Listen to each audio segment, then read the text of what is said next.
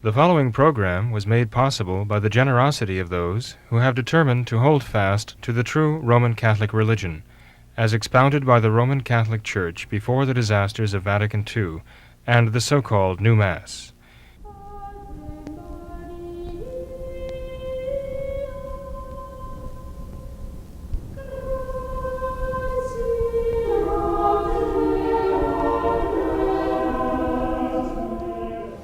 Hello and welcome to What Catholics Believe. I'm your host, Thomas Nagley, and with me tonight is Father William Jenkins from the Society of St. Pius V, pastor of Immaculate Conception Church in Norwood, Ohio. Hello, Father. Hello, Tom. Tonight we would like to talk about something and someone remarkable, the St. Philomena, the wonder worker, as she has been titled by Pope Gregory XVI. And in 1802, her tomb was discovered in the catacombs of Rome. That tomb had previously been undisturbed for roughly 1,700 years, and upon its discovery, there was found 3 terracotta slabs, each entitled with the inscription Pax Tecum Philomena, or Peace be with you, Philomena. The devotion, the fame of this Saint Philomena has spread far and wide, practically overnight. And Father, my question for you is, how did all of this happen? This lowly virgin, Saint Philomena, of whose life we know practically nothing, practically overnight, devotion to her has spread over the entire world. Gregory XVI has labeled her the great wonder worker of the 19th century. She is one of the most extraordinary, one of the most popular saints in all of the 2,000-year history of the Catholic Church. How did all of this happen, Father? Well, it would have to happen by the grace of God. Truly, she is able to accomplish great things thanks to the power that God has given her, and that God has wanted to reveal her to us now, to make her known to us in our own day for reasons of his own providence. And he has given her the grace, the position to intercede for us and to obtain many favors for us. She was martyred during the reign of Diocletian, which would put her death about the year 300 or so. So it would be about 1,500 years that her body lay in the tomb. Her body actually was discovered in the catacomb of Santa Priscilla, which is not in the catacombs, Saint Calixtus and Saint Sebastiano down south of Rome. These catacombs, the catacombs of Saint Priscilla, are to the north of Rome, and one has to travel a bit of a distance to get to them. They're kind of northeast of Rome. And they're on the estates of Santa Priscilla, who was the wife of the Senator Pudens. Actually, it's in her family. The estates that she willed to the church to be used as a burial ground, catacombs specifically for the Christian people. And so throughout the centuries afterwards, Christians, many martyrs were buried there, martyred popes, for example. And Philomena was one of them. When her tomb was discovered, actually what it was an excavated locus in the wall of the catacomb, covered with the pieces of marble. The marble was actually broken. There were 3 parts, right? And it seemed as though they were patched together after that at some point. We don't know exactly when that happened. We do know for a fact, of course, that, those who know these things, the archaeologists know this about the catacombs and how things were done there, that the plaster work that was used to reassemble the slabs, the 3 pieces of the burial slab of St. Philomena, were put back in reverse order. What they found actually was in the order that they found it written there in the slabs as they were mounted back on the wall.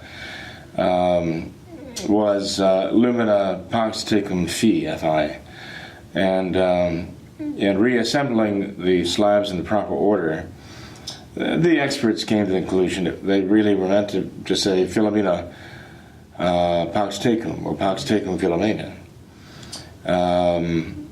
and not an uncommon name. It means a lover of light, right? And Pax Tecum is not just Pax Tibi, peace be to you, but peace be with you, as a more, shall we say, active or positive significance, okay?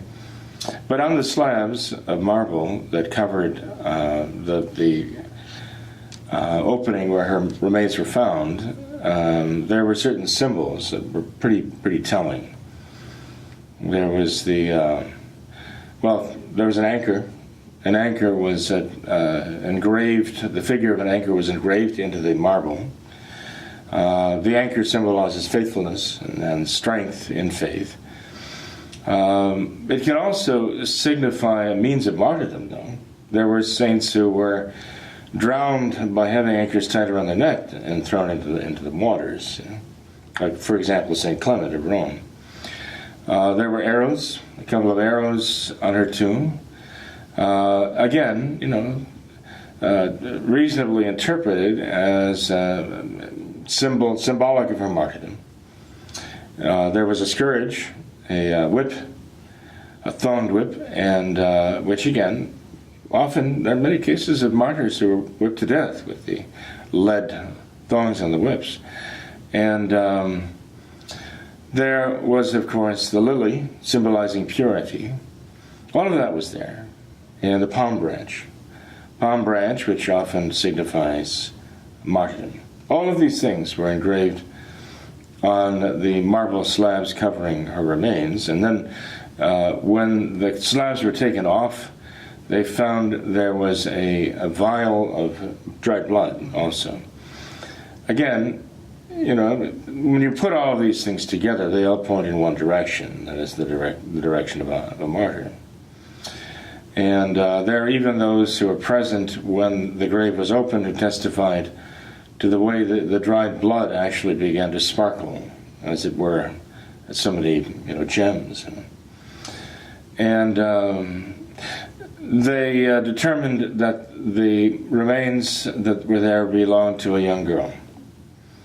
They're figuring somewhere around 13, 14, 15 years old.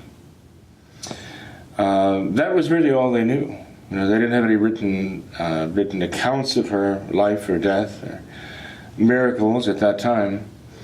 It was actually with that discovery and the publication of the news that they had found these remains in the catacombs of Santa Priscilla that various good souls began to invoke her intercession in heaven.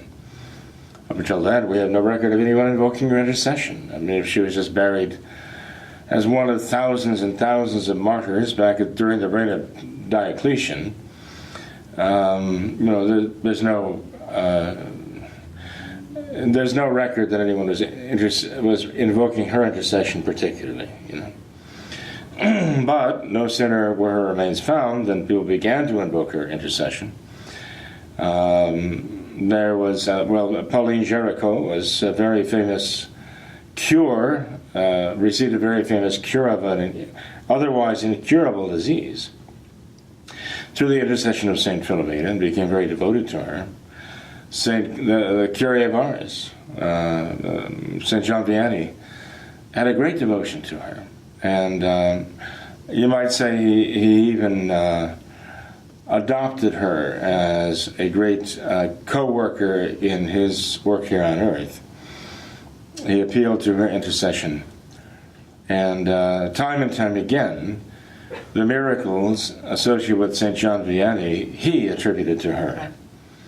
Gave her credit. In fact, he began by calling her his sister. He referred to her as his sister.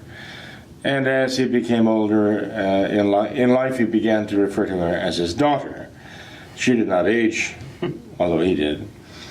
And he always maintained a very, very spiritual bond with her, and she, as it were, never failed him in her intercession. St. John Vianney was not simply, shall we say, deflecting the honor, the fame of his miracles to her. He really did tribute in his own humility the miracles, the miraculous things that were accomplished in his life. He attributed them to her intercession. Why God would arrange that at this particular time, in the year 1802, that a saint such as young Philomena would come to light, we don't know. But God knows why he would choose her. After all, if you were to make a list of all of the virgin martyrs of the Empire of Rome, it would be a very, very long list. Just of the virgin martyrs, the ones we know, make up quite a substantial, could make an entire litany, quite a lengthy litany of saints to invoke in heaven of the virgin martyrs. And they often belong to royal or noble families. And because of that, at times the emperors would give them a great privilege of being murdered in their own homes. Like St. Cecilia, for example, St. Agnes, and some of the others. One might say, well, that was very kind of the emperor to do that, but actually it was politically astute for the emperors, because murdering 13, 14, 15-year-old children in public did not make the emperors look very heroic, okay, especially when they were being martyred for their faith in Christ, and the girls were showing such powerful examples of fidelity to Christ. They were totally unshaken by anything that the emperor would use to threaten them. That made a wonderful impression on other people, stirred up their faith and their courage. And the emperors soon discovered this. In fact, Satan soon discovered that he was doing himself more harm than good by feasting on the blood of the martyrs, especially the virgin martyrs of Rome. He was actually fulfilling what Tertullian said was causing the church to grow. The blood of the martyrs is the seed of the church, and these virgin martyrs exemplified that. St. Philomena among them, just one of many, many virgin martyrs. The particulars of her life even were not known. There's no record of them anywhere. The only way we know any details of her life were through the accounts of certain devotees she had, who said that they had received private revelations from her about the details of her life and her death, her martyrdom. The church considers that these to be pious stories, and the church gives a certain credence to them, but the church does not say that they're infallibly correct. The church has never used her supreme authority, magisterial authority, to decree these accounts of the private revelations to be divine revelation or anything of the kind. Pious, yes. Worthy of belief, yes. They echo the accounts of so many other virgin martyrs whose lives are very well documented and very well known. The stories from the life of St. Philomena. So they are very credible. Also from the history of Diocletian himself. Everything we read about St. Philomena is very credible, too. But as you know, Tom, the modernists have tried to attack the saints in many ways. And it's kind of ironic in a way, because when they first set about their liturgical changes, right? Later in the reign of Pius XII, then during John the 23rd, then during Paul VI, they were basically chipping away at the church's hagiography and just the devotion to the saints, the certitude of the saints' lives, and the very inspiring accounts of their lives, their martyrdom, and the miracles that they worked. Here they, used the pretext of bringing St. Joseph's name into the liturgy, right? They wanted to introduce St. Joseph's name into the list of saints invoked in the Mass, okay? And of course, this appeared to be very pious. People thought, well, Giuseppe Roncalli, Joseph, he wants to honor, John the 23rd wants to honor St. Joseph. And so, yes, how can we say no? How could we refuse to introduce the name of St. Joseph in the Mass? Well, the fact is, of course, this is the modernist idea, that they can change anything. For centuries and centuries and centuries, the name of St. Joseph was not entered into the Mass. It had been thought of, it had been proposed, it had never been done. Why? Because St. Joseph died before the sacrifice of our Lord on the cross, and that was considered to be the line of demarcation. He's a saint of the Old Testament, a great saint, beloved of God, saint of the Old Testament. There's a principle involved here. They wanted to break that principle. They wanted to cross that line. And they did. And so, of course, they played upon people's piety to have their way. They introduced the name of St. Joseph in the so-called canon, and in doing so, they destroyed the very idea of a canon. The very idea of the canon of the Mass, something set and fixed, and they broke that. And so all the transports of piety that they feigned as their excuse to introduce the name of St. Joseph into the canon immediately gave way. Once they set that principle, they began to change everything, and there was no canon. Now we have several different Eucharistic prayers, and even the so-called saints, no, I should put it that way, because the saints are really there. The saints that they had St. Joseph join, they put his name in with the other saints. Then, when they came with their Novus Ordo, they put them all in parentheses and said they were optional. Now you didn't have to mention them. And so the truth was beginning to come out that they were nothing but impious frauds who were wolves in sheep's clothing. And that's exactly what these change agents were, the modernists. But in the process of their changing of the liturgy, they were attacking the idea, especially the age-old saints the Catholics believed in, very familiar with, and were very beloved.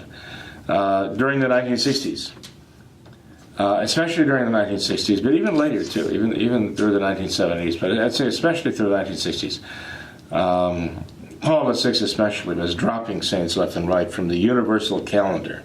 St. Christopher, St. Philomena, St. Barbara, St. Catherine of Alexandria. I mean, these are great saints. Who Paul VI was just jettisoning them, throwing them out of the universal calendar of the church. And so the Catholic people who, knew their lives very well, knew the accounts of their lives, and were very inspired by the accounts of their martyrdoms and by all of the accounts of the miracles that were obtained by their intercession in heaven, all of a sudden, now, not only were these people bereft of their saints, they're thinking, well, wait a minute, they threw them out of heaven? How can they do that, after all this? How can they simply erase what the church has believed and the examples that the church has held up for imitation and so on, because that's what the saints are, the examples given to us by God, and intercessors in heaven. Are we supposed to say that all of the miracles that are attributed to the intercession of these saints were nothing but myths? Well, that's the modernist plan. That's exactly what they want to do. They want to undermine people's faith on the process of redefining faith to something that's totally different. They want to destroy faith as the church herself knows it, as Catholics hold it to be. And they did a very good job of it. Now, the pretext that the Novus Ordo used was, well, we don't have enough historical evidence to show that this is true. Well, again, read between the lines here and see what they're saying.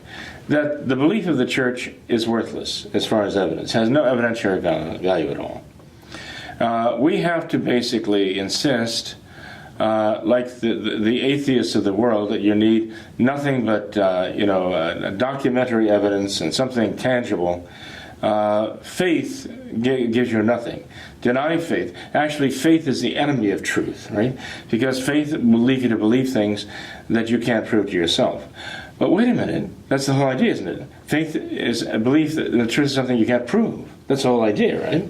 So suddenly now we're saying, well, these things have to be proven or they're of no value. Right? And the faith of the church throughout the centuries is not only of no value, it's the enemy of truth because it just induces people to believe legends anyway. So we have to look at these things without any faith and distill down simply what we can prove to ourselves on the basis of text historical criticism of people who have no faith whatsoever. That is what we have to rely on now to decide who these people were, even if they were. That's all that's left.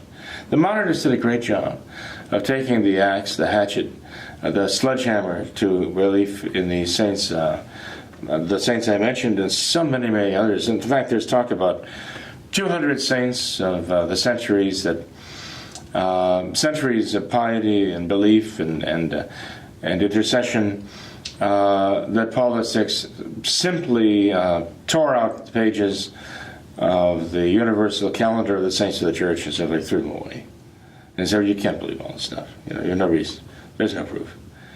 But this was a man who really had no faith himself. He proved it in so many ways. But this is the liturgy they've given us too. Now, you have to remember now, not only do they want to get rid of the old saints, they want to bring in the new saints. So they start introducing saints. Some of them are very far-fetched. I mean, they've canonized people whose lives have subsequently proven to be very flawed. So there's no infallibility at work there. It was a great scandal. A couple of their canonizations, in fact, have produced great scandal in terms of what was subsequently found in the lives of certain people they canonized. And now they're talking about finally canonizing Paul VI. They canonized John the 23rd, they canonized John Paul II. They couldn't quite fit Paul VI in there yet. They still had to finesse him some way. And somehow, shall we say, sanitize his life. They're still working on that, but they're going to get him in there into that little trinity of theirs, Novus Ordo Trinity of John the 23rd, Paul the 6th, and John Paul II. They're going to fit him in there somehow, by hook or by crook. And there's a reason why Father Luigi Villa was publishing the books that he was. Paul VI, blessed, never. John Paul II, blessed, never. It gives him a case why it's impossible. No Catholic can believe this or accept that.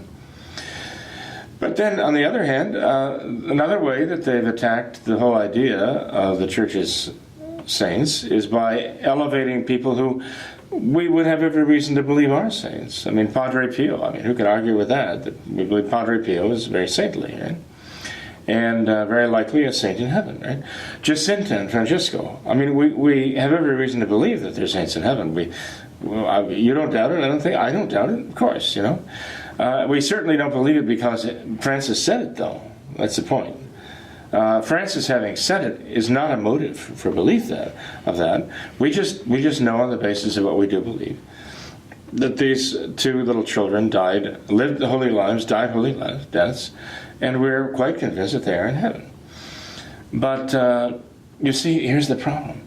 Even when the Novus Ordo canonized somebody, they twist their reputation to serve their own modernist purposes. Who would have ever thought of Blessed Oliver Plunkett to be a patron saint of ecumenism? A man who stood on the scaffold and was asked by the Protestants who were murdering him, who were hanging him, to join them in prayer, and he said, I will not pray with you. He refused absolutely to pray with them. And when they asked him where he wanted to be buried, he said, well, don't bury me in one of your cemeteries with a bunch of heretics.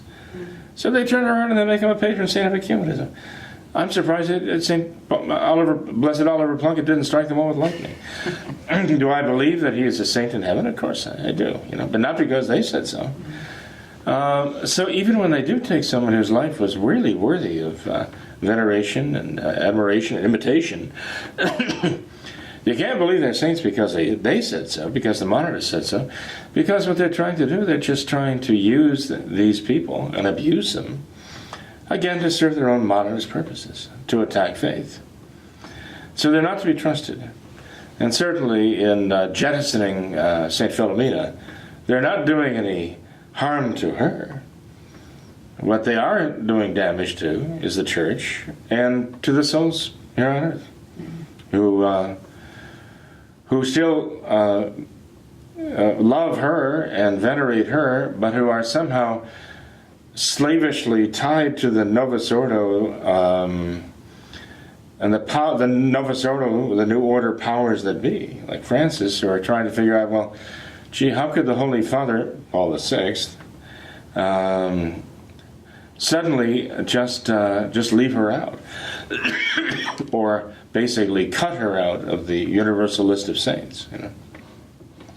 Well, that's a dilemma that the followers of the Novus Ordo can't resolve. And Father, with the modernists doing all of these things and trying to do away with the saints and St. Philomena, and with the 1800s and now the 1900s having passed, do you think that St. Philomena is still active today? Do you think that she could be in some way a remedy to all of these modernist errors? Oh, yes. Well, she's the patron. The Church names saints as patrons of various things that kind of typified them in life, or somehow reflect their miracles. Saint Philomena is a patron saint of young people. She's a patron saint of children, so even younger than people her age. She's also a patron saint of real estate. Curiously enough, we're invoking her with Our Lady under the title of the Immaculate Conception to obtain the church that we have now. And that is why, in honor of her intercession before God to clear the way for us to obtain this church, we still have a statue that we had custom made of her near the pulpit of the church to recall her martyrdom, to recall her intercession in heaven, and in particular her intercession for us, because we were invoking her aid to obtain this church. We also honor her, and I would say even more so, she honors us, because her relics are in the Blessed Mother's altar in our church. As you know, the Catholic Church, not the Novus Ordo, you wouldn't think that, but there are people who might think that I'm talking about the Novus Ordo when I say the Catholic Church. I'm not, okay? Please understand that I have no... This is the anti-Catholic Church. The Novus Ordo, the New Order, is the anti-Catholic Church. It was created specifically to completely annihilate the true Catholic Church and to annihilate the true Catholic faith and replace it with modernism. So even as the new church is basically trying to reseal the tomb of St. Philomena and put her back in that tomb and shut her up in that tomb again, as though she had never been discovered and never been known. Just as they wanted to do that with our Lord too. They want to put him back in that tomb and seal that up and not let him, as though he never arose. That's what the modernists are trying to do ultimately. So we shouldn't be surprised to be trying to do that with St. Philomena, and or St. Christopher or St. Catherine of Alexandria. Curious enough, Paul VI actually just removed the name of St. Catherine of Alexandria from the list of saints recognized from the universal calendar of the Church, and John Paul II put her back in. So what does that say? They can't make up their minds. Is she or isn't she? Does she belong there or doesn't she? And people go along with this charade. You think, oh, well, look, now she's back in heaven again. How handy.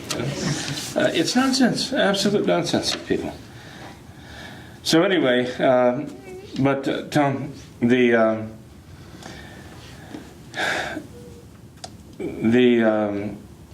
fact is that St. Philomena still has a great deal of power in heaven.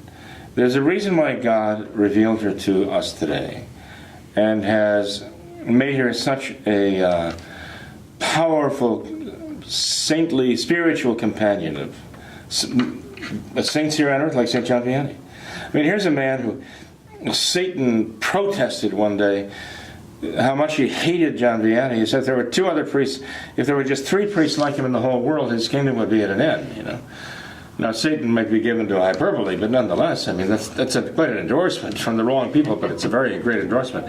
And here's a man who, walked, as it were, hand in hand with little Saint Philomena through life and relied on her. And she still has the power there. God gave her here for a reason. She's a lover of light. That's very important today. Well, today, where there is so much spiritual darkness. And we wanted her relics in the altar with the relics of Saint Maria Goretti, the two saints whose martyrs are in the Blessed Mother's altar at our Church Immaculate Conception. Because Saint Philomena represented the early Virgin martyrs. Saint Maria Goretti represented the, as it were, contemporary Virgin martyrs. And they're united by their same faith, their hope, and great love for our Lord, and by the fact that they were willing to lay down their lives for our Lord, centuries apart.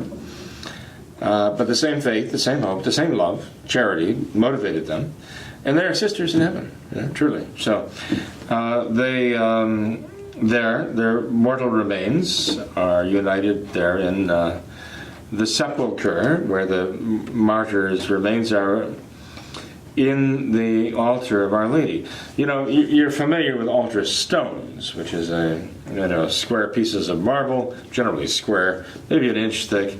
They have chiseled out a little well inside where they put the martyrs' relics and then seal over them, right? And that's an altar stone. You can take it, you can put it into an altar, a wooden altar, and so on.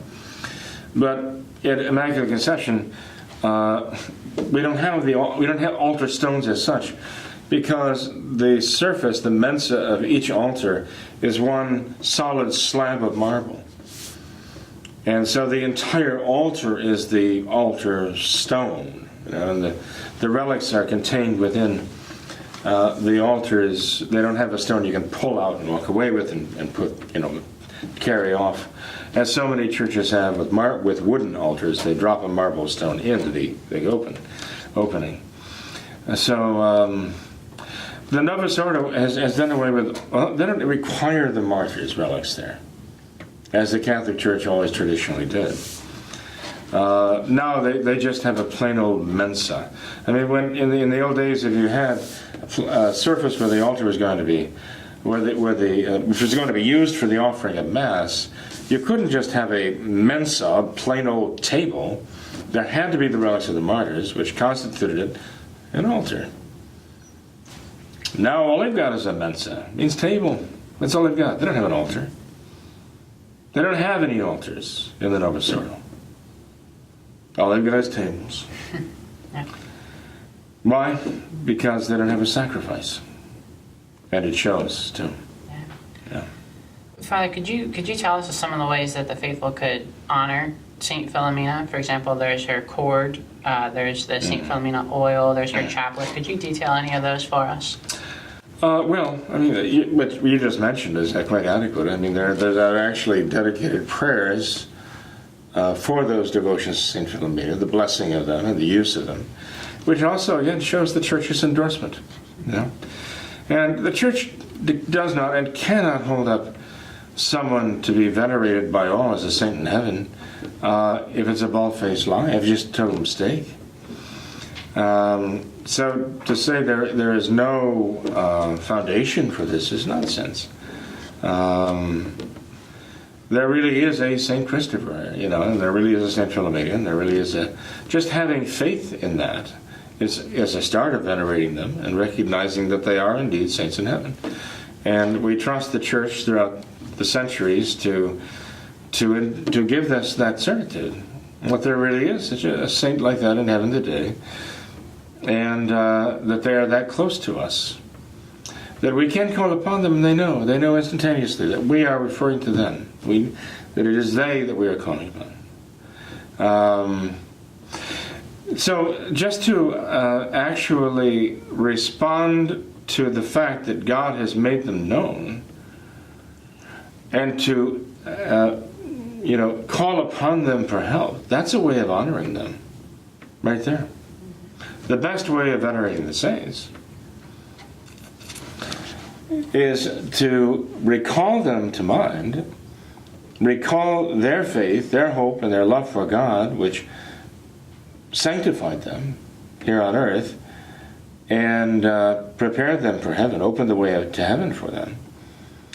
To recall that, and recalling that then to learn about their virtues and to imitate them. I mean, we say that imitation is the sincerest form of flattery.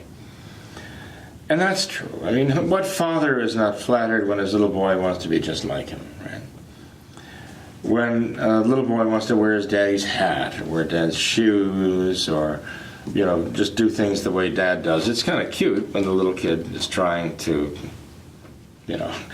imitate his dad. He doesn't know what he's doing, but he's just imitating the movement of his dad. But sometimes it's not so cute when the little boy, goes out and gets his daddy's hammer and decides, he's going to drive a nail into something because he saw daddy doing it.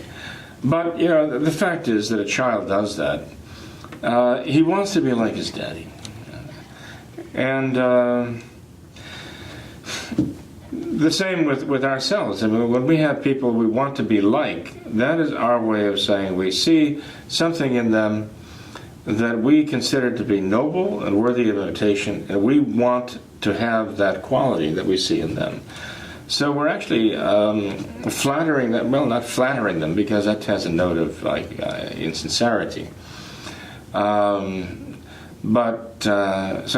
Imitation is the sincerest form of flattery, though, meaning that here we have sincere flattery, okay? That there really is an admiration there. And we want to follow them, we want to be like them, we want to unite ourselves with them in this way. That's the first way we can honor the saints. Follow their example.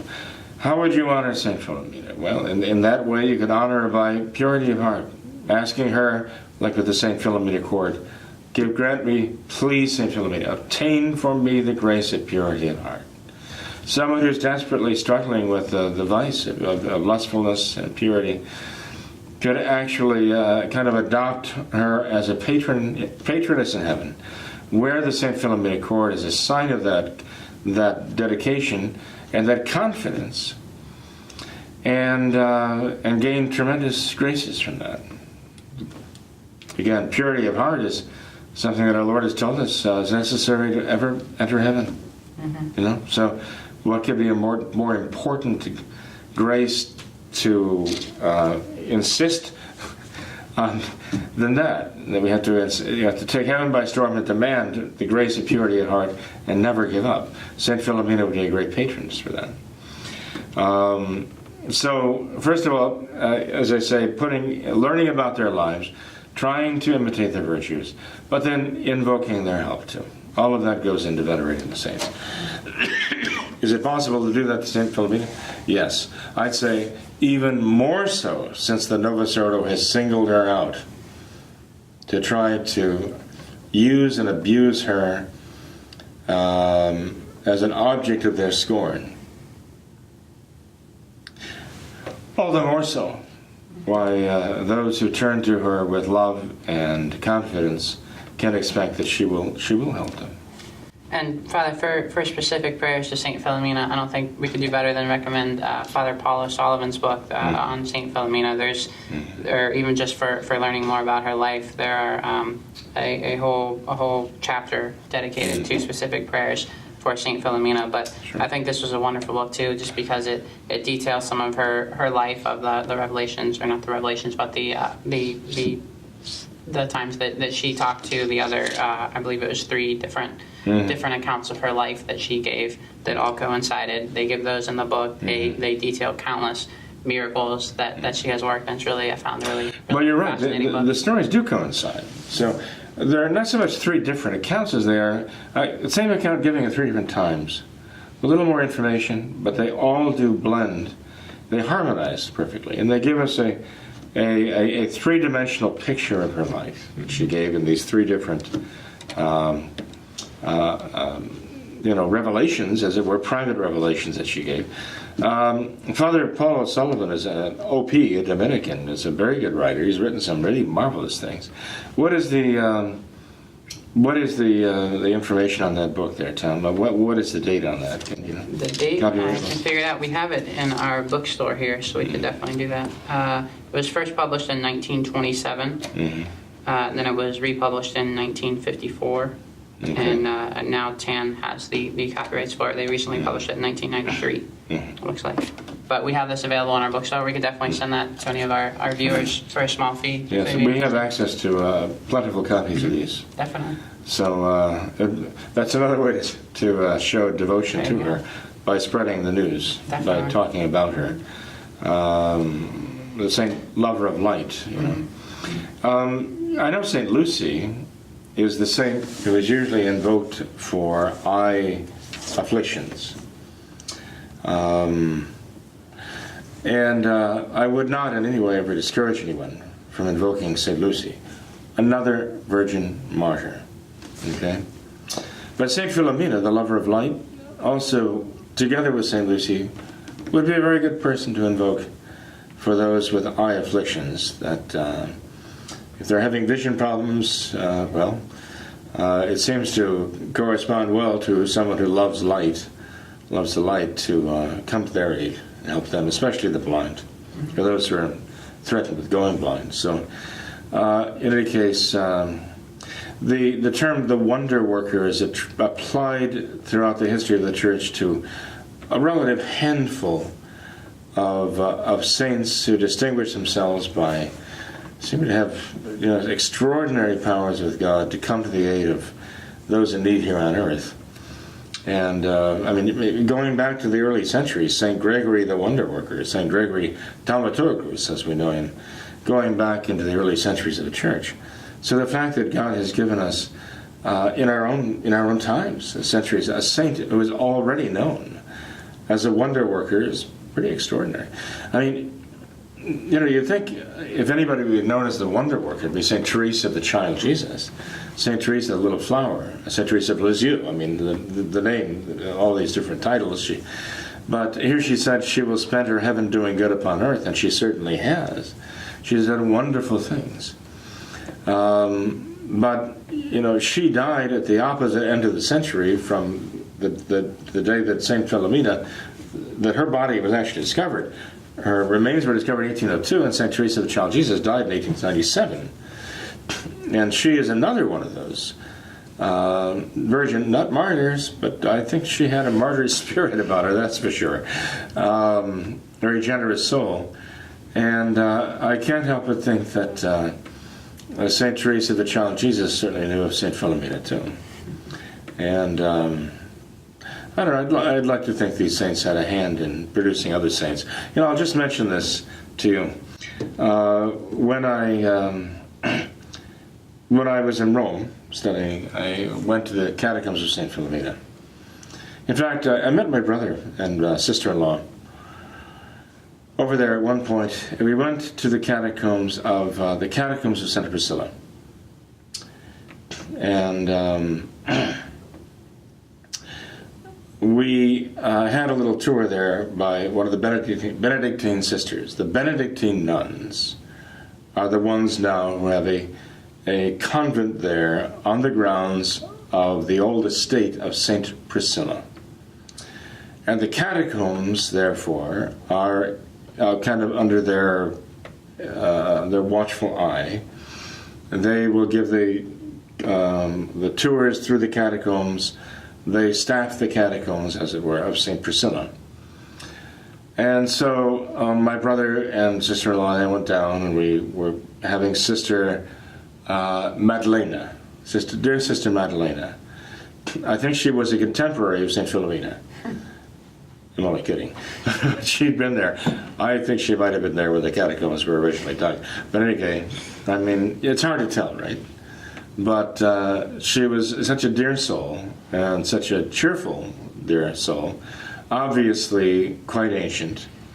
And there she was, slowly picking her way through the catacombs, which, takes a little bit of spry bones and cartilage and muscles to get through there. And who knows how long she'd been doing that, how many years she had been doing that. So we're going through, and she's piously pointing out all these wonderful things about the catacombs of St. Priscilla.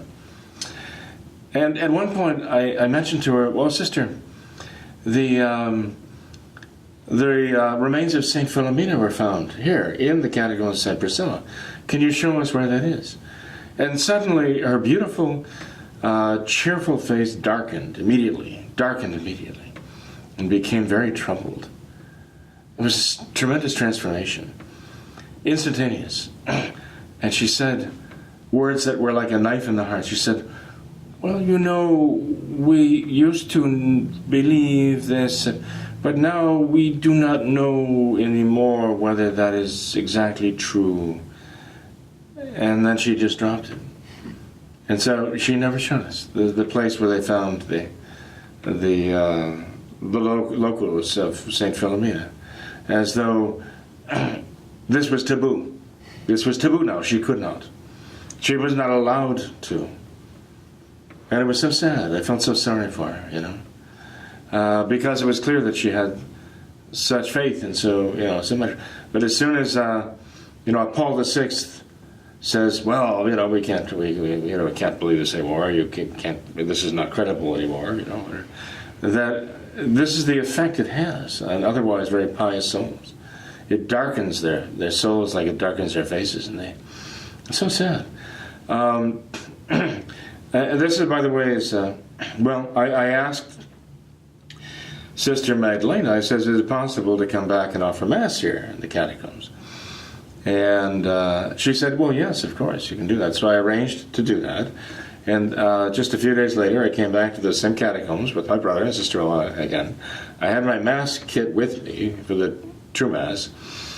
And this Sister Beatrice now showed us down into the catacombs. And I was quite surprised because she took us, well, you go to the catacombs of St. Calixtus, and they're pretty sanitized in the sense that, these very tall galleries, these very tall hallways with the niches in the wall, now open and empty, like bunk beds almost, in stone on either side of you. You have in St. Calixtus 50 miles of catacomb on 5 different levels, going down farther and farther into the earth. And quite a bit of that 50 miles has been investigated by archaeologists. The remains removed, the tomb, the slabs of marble or terracotta taken away, and just to leave these openings in the walls. And the light is there, but these seem very clean and, as I say, almost spick and span compared to catacombs such as Saint Sebastiano or San Domitilla, for example. There you're getting at catacombs that are very confining. If you have claustrophobia, you got to be careful. We actually had someone, a very fine gentleman who did have claustrophobia. He was afraid to go down to the catacombs with us. He didn't know how it would affect him. At the time, I didn't understand. Now I do understand why he was afraid of how it would affect him. But he made it through okay. But it was difficult. He had to maintain a lot of self-control down there because it's that tight and it's that dark. You have a dim bulb every so many feet, and otherwise you have the rough rock walls, and very far cry from Saint Calixtus. San Sebastiano, you're rising and falling and turning, and you really get a very, very intense idea of what the catacombs were like. St. Domitilla, even more so. We will always, when I go there with the students, I try to make sure they visit San Sebastiano and San Domitilla, because I think those are so emblematic, as it were, or representative of the real catacomb experience. Only a couple of times have we gotten to the north, to the catacombs of St. Priscilla, where the remains of St. Philomena were found. And that is very special too. Every catacomb has a character of its own. There are certain things that are unique to each one of these catacombs. In the catacombs of St. Priscilla, you find marvelous frescoes dating back, almost 2,000 years. and records of the faith in the walls, because they were Christian catacombs. Some were mixed. That was a Christian catacomb. You find beautiful representations of the faith in art in those catacombs of St. Priscilla. But anyway, I have to get back to the story here.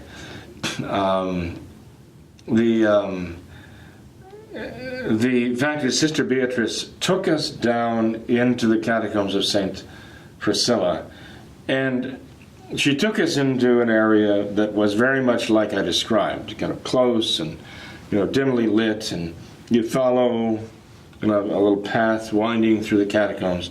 And she took us to a place where it opened up, and there was like a little chapel, underground chapel with a marble slab there raised from the floor, and it had been there for many years, long before the Novus Ordo came out. And the relics of the saints, the martyrs, were there in it. So it was a real altar. And she left us there. The three of us, she just left. She said, "I will come back in about an hour." Now, you have miles of catacombs. Not all of them have even been explored yet. Not all of them are lit, and beyond those dim lights, it's dark as anything. It's absolute darkness, They've actually had in the past some teenagers, boys, of course, decided it would be an adventure to try to break ranks from the tour and break in, not at St. Philomena, but to go into that part. They had to be rescued. They were just completely engulfed in darkness down there. That must have been rather terrifying. At least I hope it was terrifying enough to try to sense it to it. But regardless, but she just left us down there. I thought, well, this is perfect. So I opened up the basket, set everything up, and offered Mass down there. And when I finished Mass, I was putting everything back in the basket, and Sister Beatrice reappeared. And she was standing there, kind of just silently observing me, putting everything back in my basket. And she realized I didn't use the things that were brought down there. I used everything that I had myself. And I could see the wheels were turning, So she said, this is really peculiar even to remember this now after all these years. She said, what's this? What is, oh no, she came during the last gospel, the Latin last gospel. She said, what is this strange ceremony? I thought, oh my goodness. Now, Sister Beatrice might have been from the generation after Sister Madalena, but she still would easily remember the traditional Latin Mass. So I said, well, it's the Mass. She said, oh, the Mass, it's the Mass. So she just stood there, staring. And they said, well, it's the traditional Mass. I said, it's the Latin Mass. She said, oh, the Latin Mass. Silence. So I said, sister, it's the traditional Latin Mass. She said, the traditional Latin Mass. That's all she said. My goodness, So anyway, without a word, she turns and we all understood. We're following her. So we just fell and stepped behind her. Doesn't say a word. We're following her back down through the tunnels. And we finally get to the great stairway that leads up. Because these are down underground. You do have to run some stairs to get up to ground level again. Doesn't say a single word the whole way. Meanwhile, I'm thinking, oh my goodness, she silently figured the Carabinieri are going to be up there waiting for us, or the Polizia, Rome are going to be waiting for us, or at least the Benedictine, equivalent of the secret police or somebody going to be waiting for us. So we get up top. And Sister Beatrice finally breaks her silence, okay? We're out in the garden, we're out in the courtyard there, the cloister. My brother's there, my sister-in-law's there, and Sister Beatrice says, we're thanking her, and she says, you pray very much, don't you? She says that to me. I figure, well, who prays enough? I didn't say that. I said, well, I didn't answer her. And she just said, you are a saint. I thought I was going to have to reach for the holy oils to anoint my brother. I thought he was going to just die laughing on the spot. I mean, his reaction, I could see it in his eyes when she said to me, "You are a saint," you know. And, well, you know, your brother, your brother doesn't necessarily consider you a saint under any circumstances. But anyway, so, but let's just say he was not impressed. Fortunately, Sister Beatrice was not entitled to canonize me, because I'm far from being a saint, and I know that. But here's what she said. She said, "Please pray for me." She said, "Pray for me." I thought, well, that's interesting. Here's a Benedictine nun who wants me to pray for her. I thought, well, that's quite a commission, I would say. But after seeing the effect of Saint Philomena's name on Saint Madalena, and just the fact that they have this treasure there, and the Novus Ordo has robbed them of this. Of course, I mean, ever since then, I remember Sister Mary Magdalena. I remember Sister Beatrice, and yes, I do pray for them. How could I not pray for them? I feel so sorry for them. It's like these good souls are in the grip of this Novus Ordo, this merciless, cruel, modernist Novus Ordo, which can dictate to them what they can believe and what they can't. How sad, And I asked St. Philomena to bless them. I imagine they both passed on right now, because I'm talking about 20 years ago. A little more than 20 years ago now. So, but I don't forget them. So maybe people who are listening would offer a little prayer for them too. But I would recommend they ask St. Philomena to intercede for them. If they both passed on, well, now they know, and the Novus Ordo can't deceive them any longer. I just hope they're blessed in their knowledge. Definitely. So anyway, let's ask St. Philomena to pray for us, and there's a reason why God has made her known to us now, and I can't help but think it has benefited the traditional Catholic people in a very particular way. So St. Philomena, pray for us. Definitely. Thanks for being here tonight, Father. Appreciate your time. You're welcome. Thank you. Thanks to all of our viewers as well for watching this episode of What Catholics Believe. Until next time, we ask that you all remember the words of Our Lady at Fatima, to consecrate yourselves and your families to the Immaculate Heart of Mary, and to pray and do penance. Thank you, and God bless you.